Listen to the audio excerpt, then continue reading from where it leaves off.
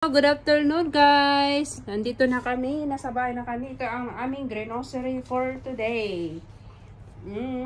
Itong cake na binili ko guys, ewan ko. Nagkaganito na siya kasi nilagay ko dito sa shopping. Uy, nagkadikit sila. Yung cake, ganyan na siya oh.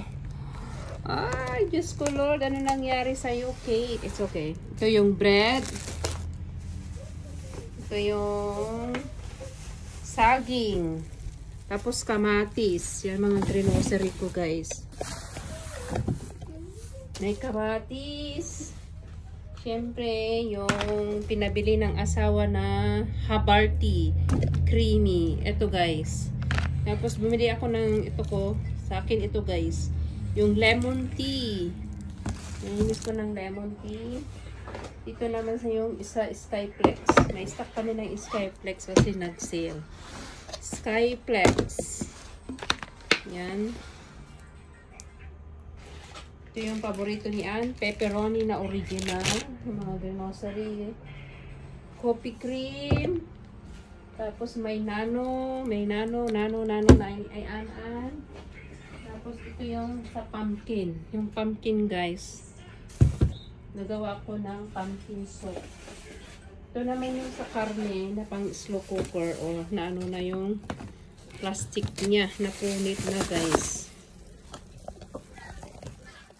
Ito guys yung mga grocery ko. Ganito semi-magnetic. Tapos ito yung ground beef na regular. Yung wala siyang taba. Ito, mga grocery ko for today. So, okay. Meron pa guys, hindi pa tapos. Ito yung resibo guys. Ito yung Hungarian salami. Hungarian na salami, ganyan guys. Hungarian salami. Pang sandwich ng aking asawa.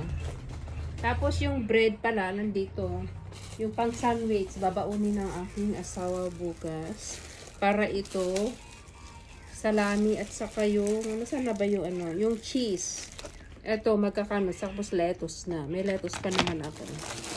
Ganyan guys. At saka, tinanggal ko pala yung box ng aking, ang aking cookies na Pokemon. Tinanggal ko guys, yung box. Para magkasya. Kala ko hindi nga magkasya. Ito yung mga Oreo din. Sa box kanina ito.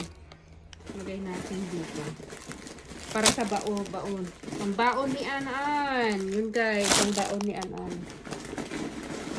Tapos yung mga chips. Meron din chips na Doritos. Dalawang kinuha ko doon. Doritos at saka Cheetos na yung spicy. Ito yung sa cookies guys. Ano to? Hindi ko na Ayan guys, yung mga pinamili ko today.